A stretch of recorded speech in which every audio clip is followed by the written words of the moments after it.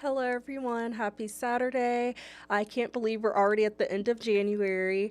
And so I'm your digital host, Tatyana White, and welcome back to another episode of the 48 Recap, which is the one stop shop to catch up on some of the top news stories of the week, including ways to stay prepared during the winter weather. As you all can tell, it is very cold out there this weekend, and it has been like this past weekend, last weekend. So we definitely stayed on top of that this week, is just figuring out ways for people to stay prepared during this time. The latest on residents without water in West Lauderdale County. We'll also look at a Huntsville church employee who was arrested on multiple child sex abuse charges. Alabama lawmakers are working on making changes to vaping indoors and also making changes to police pursuits. And a sweet story of a nurse in Sheffield who was determined to get to work during those icy weather conditions last weekend to care for her patients. And then, of course, some weekend events and much more. So I hope you all are having a great weekend so far. It is so cold outside, like completely unbearable. There was like snow flurries like in my eyes and just crazy. So it was definitely a very cold weekend. So I hope you all are staying warm, have some coffee, hot chocolate, tea, whatever fits for you. And last weekend, of course, there was no 48 recap due to those icy weather conditions. And at one point, I was kind of trapped in my apartment because I couldn't get out because of the ice on the road, and then the road shut down. But we had a great meteorologist here who were able to keep you guys updated and everything. And so hopefully, we won't have any more of those icy road conditions anytime soon. And then my car door got frozen shut, which I moved here last year from Florida, so that has never happened to me. So I just was very much trying to figure out how to get out of that situation. And I know many of you sent in your photos of icicles on the bottom of your cars and all types of things. So hopefully, some of this colder weather will move out soon at some point. And I hope you all, again, are just staying warm and that you're doing well. And as you all can see, over the last couple of weeks, we have more updated camera quality, and our streaming center is really coming together. And so I hope you all are enjoying that through all of our streaming shows that we have back here. And so let's get into this weekend's recap. So, speaking of the cold weather and the cold front that is coming across the Tennessee Valley, EMA directors are urging people to just stay ready and prepared, including making sure people, pets, water pipes, and plants are prepared and safe during this dangerously cold winter weather. 48's Faith Delp, she talked with the Huntsville, Madison County, and Morgan County EMA directors about this weekend's bitter cold, and she shares more on what you need to do during the winter weather and how to prepare for it. Huntsville, which is now open as a warming center for this weekend. They're prepared for the bitter cold, and EMA directors are urging you to be prepared for it yourself. Tomorrow morning is not the time to be pulling this equipment out. This should have already been pulled out and made sure that it's working like it should, that you have the proper fuel for it, however it's powered. Jonathan Warner with Morgan County EMA says those preparations are vital to keep your home warm. Peter Randolph with Huntsville, Madison County EMA says it is also important to have an emergency preparedness kit. Having an emergency preparedness kit for you and your family should last you about 3 days. So that's going to be enough food, water, flashlight, first aid kit. Warming centers across the valley opened up today to give anyone who needs it a safe place to sleep. These warming centers filled up fast last weekend when the cold and ice hit. First Stop Executive Director Chad Rodriguez says throughout the city they will find room for anyone who needs it this weekend. It's critical that they get off the street and into a warm shelter with warm food where they can be safe. Don't let pride get in the way. Don't let anything get in the way of you being safe and out of the elements. It's vital you also let your water drip to prevent freezing or bursting pipes. Reporting in Huntsville, Faith Delp, 48 News on your side.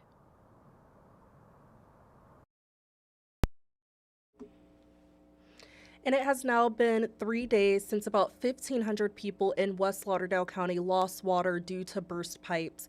And so while progress is underway to fix them, the cool temperatures from this weekend could cause some delays in getting that water back. So that's why officials are asking everyone to conserve as much water as possible this weekend. Leaders with the West Lauderdale Water Authority said to double check your meter to see if you have a leak. Samantha Sharp, who is also without water, says most of the leaks come from the customer's end. You know, the guys have been fixing leaks. They fixed 2 this morning. But there are customers that also have leaks, and they may not be huge, they may not be major, but when you take, you know, say you take 10 people who have a 10,000 gallon water leak, it adds up really, really quick.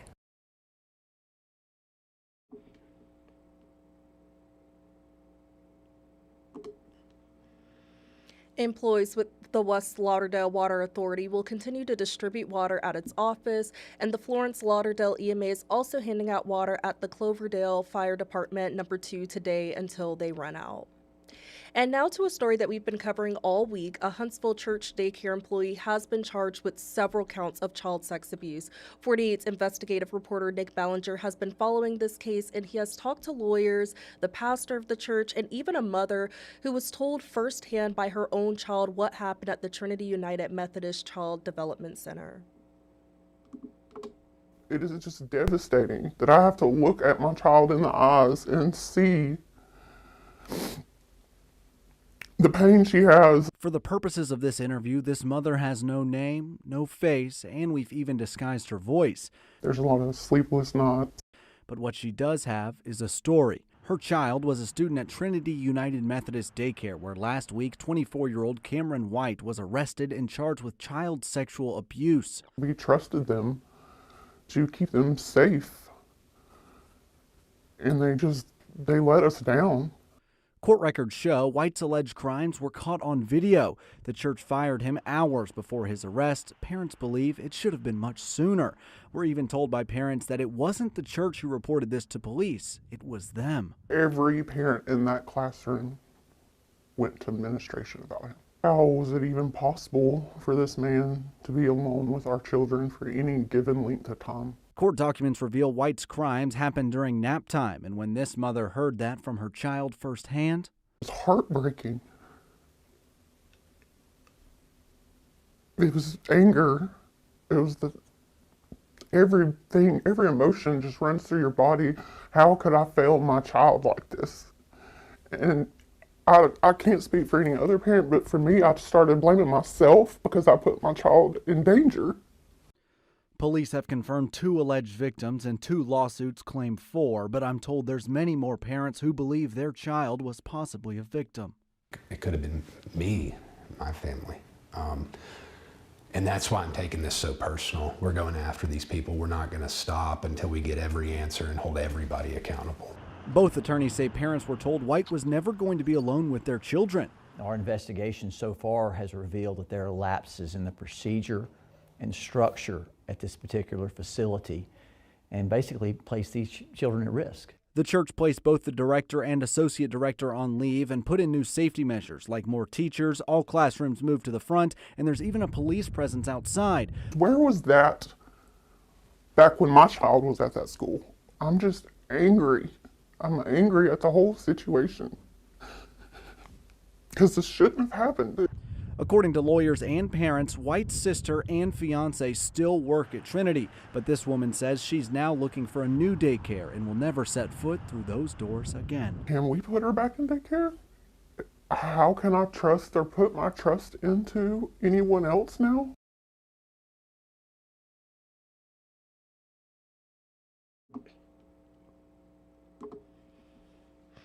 And on Friday, we learned that Cameron White was hit with 3 new charges. He now has 5 charges of sexual abuse of a child. Huntsville police have confirmed that there are at least 2 child victims in this case who were allegedly sexually abused by White. This is an active investigation, and White is being held in the Madison County Jail. He is scheduled to appear in court for a preliminary hearing on Wednesday, February 4th.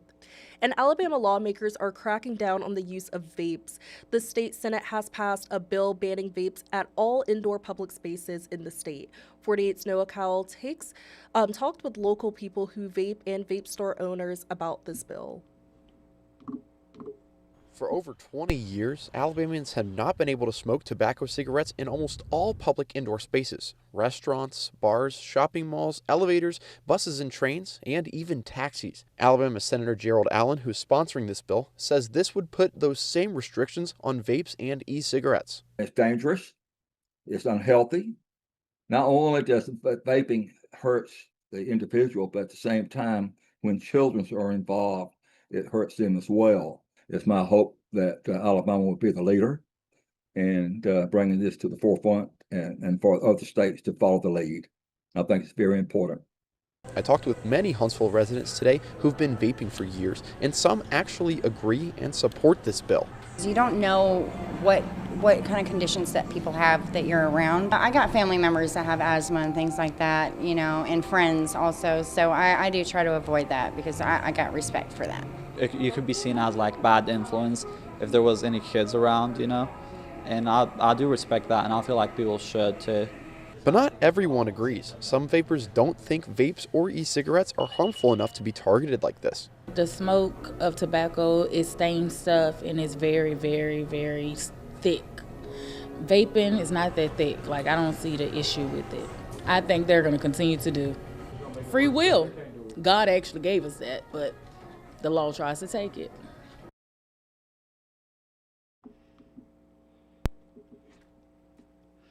And one Alabama lawmaker wants to regulate police chases in hopes of reducing the number of deaths of innocent bystanders.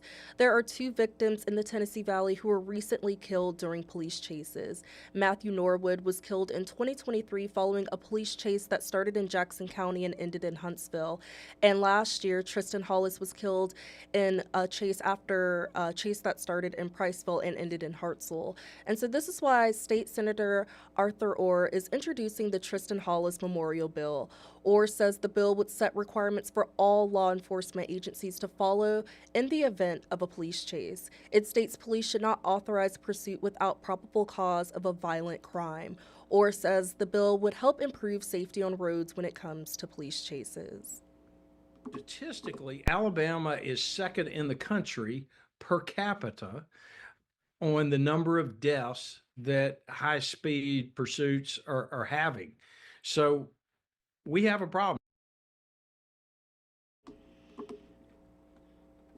Orr says it can take some time to create a law since the bill is in its early stages. The bill is currently pending action in committee. And check this out. All isn't bad with the cold weather. A Helen Keller nurse is going viral for going into work during the freezing rain and ice we had last weekend. She borrowed a child's scooter to navigate icy roads to get to the hospital in Sheffield. So 48's Aria Pond, she talked with that nurse on how she went the extra mile to care for patients during this winter weather. Oh, you're going slow. Oh, there you go. You're going.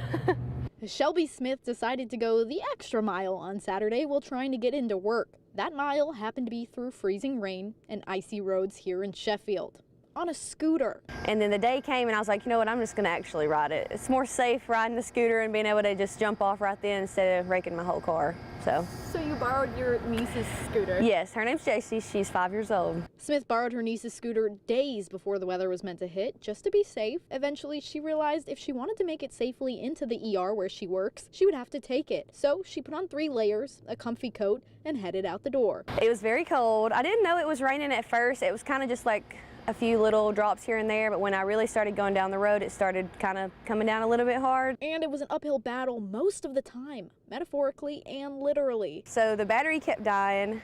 I think it might have just been because it was so cold and the water was getting it a little wet, so I'd have to jump off and then start it back, and then sometimes I would just kick it like a normal scooter. Smith says her coworkers were shocked when she rolled in. She adds that nurses don't get the recognition that they deserve, especially when they do have to come in, rain or shine, or in this case, snow or ice. People are always going to need to be taken care of, so someone's always got to be here to do that, and I have a great work crew that came in also.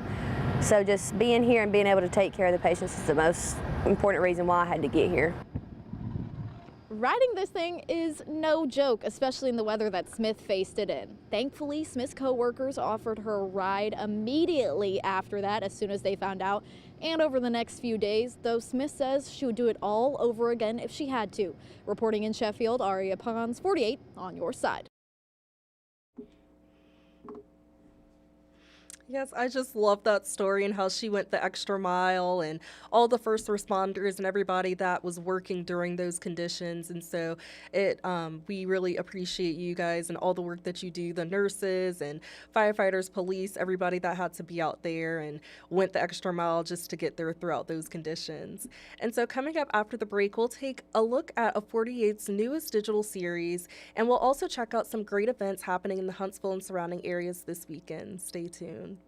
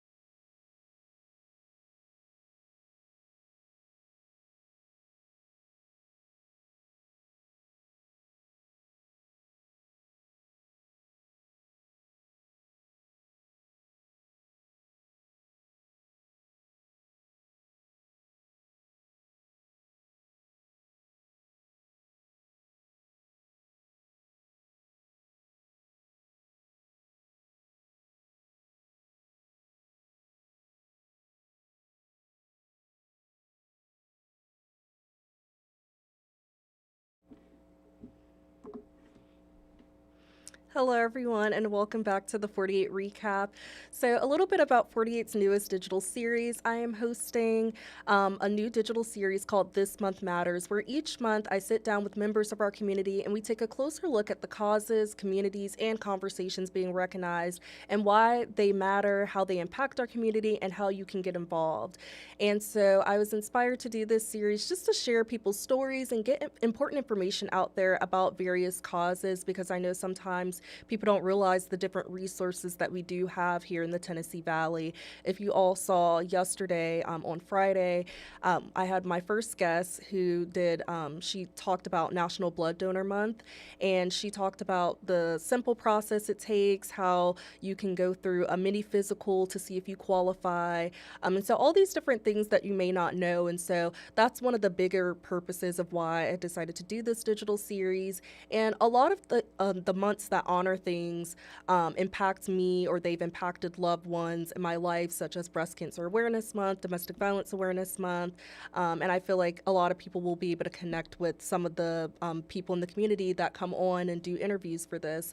And so again, January was National Blood Donor Month, and it was also National Mentoring Month, and so I had the opportunity to talk to two great people about both those different months and their experiences, and they gave advice, takeaways, and how you guys can get involved with those different avenues. And both mentoring and donating blood is a great way to support others in your community. And Becky Cecil from Life South Community Blood Center and Courtney Green, who was a former Division I athlete and now a mentor and entrepreneur, they both came on these two different episodes. They shared their insights for those first two episodes of This Month Matters, and they shared their journey. They broke misconceptions that some people might have about giving blood or being a mentor, and encouraging people just to get involved with these important community initiatives.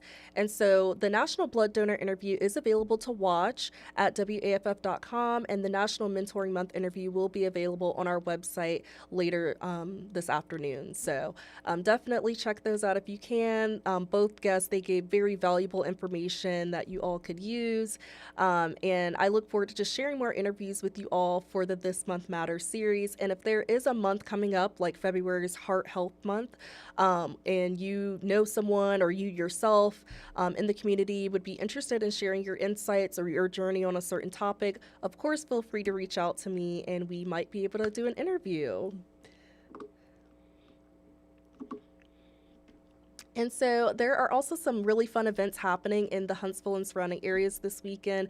Of course, the Huntsville Havoc is playing tonight at the VBC Arena at 7. And of course, they have a theme. Tonight's theme is Youth Jersey Night. And so the first 1,100 kids that are 12 and under, they will get a free youth jersey. And I think that's so exciting. I love sports, and who doesn't love free sports merch and jerseys? And I think it'll be such a great memory for those younger kids to have the kid jerseys that they can kind of keep forever. And so those tickets can be purchased at the VBC box office, Huntsville Havoc office, and online at Ticketmaster.com. And if you would like to just get a good laugh tonight, you can check out comedian Country Wayne at Levity Live. He'll be there at 6:30 and 8:45 tonight and tomorrow night at 6. I enjoy him a lot. You guys might have seen him on certain skits on social media. He is definitely a very funny, entertaining person. So this will be a great way to get out, get your mind off of the cold weather and everything we've been experiencing, and enjoy some good laughs and just have a good time.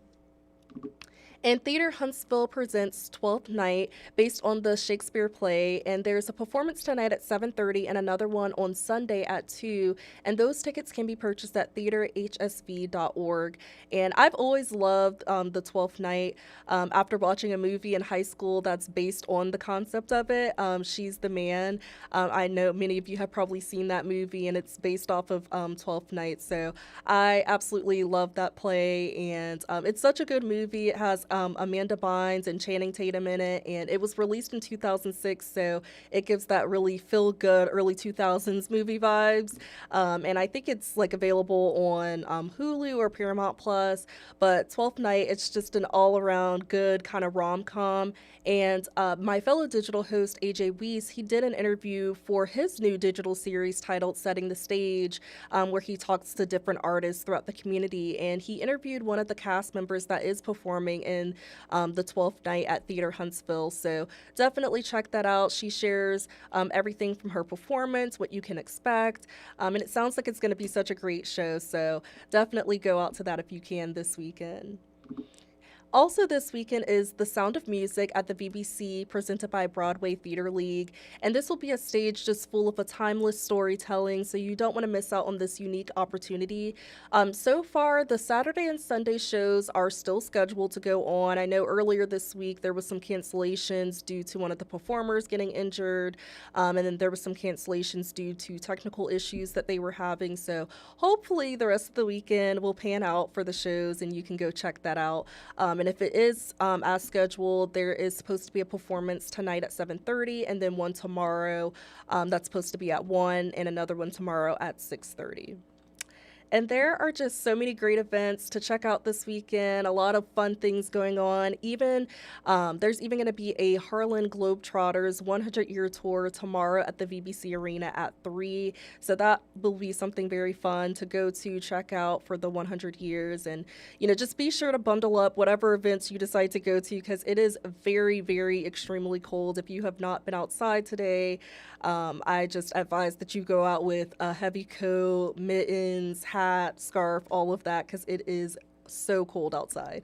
And anytime throughout the week, if you are looking for a fun, good event to go to, you can always check out Huntsville.org's event tab and WeAreHuntsville.com's event calendar to see more events happening in the area. And that's all I have today for the 48 recap. Thank you all for tuning in. Don't forget to tune into 48's Weather Extra segments. Our meteorologists go live every Monday through Friday at 10:30 a.m. and 9:30 p.m. and every Saturday and Sunday at 8:15 a.m. and 4:30 p.m. And forecaster Jada Russell, she will be joining you all in just a little while at around 4:30 for another edition of Weather Extra. So be sure to tune into that. And she's going to dive a little bit more into the really cold temperatures and those winds that we're seeing throughout the weekend and that are coming through the Tennessee Valley area. So make sure you can tune in if you can. And again, our Weather Extra segments are just another way to give you all extra insights on the latest weather forecast. And also be sure to download our 48 apps and follow us on our Facebook and YouTube channel so you don't miss any updates on the news and on the weather. And if you would like to stay connected with me throughout the week, please be sure to follow my Facebook page at Tatyana White, WAFF 48. I would love to connect with you all, hear any story ideas or anything that you would like to share, so feel free to connect with me throughout the week. Take care, everyone, and stay safe, stay warm, stay bundled up, and stay safe and prepared. Dripping your pipes or your water pipes and everything, and just making sure that you're prepared through this cold weather. And I know next week it's supposed to get a little bit warmer, so hopefully we can stay a little more on the warmer side and not in these like single-digit cold temperatures. But yeah, again, stay warm, and I will see you all back here next Saturday. And I hope you all have a great rest of your weekend.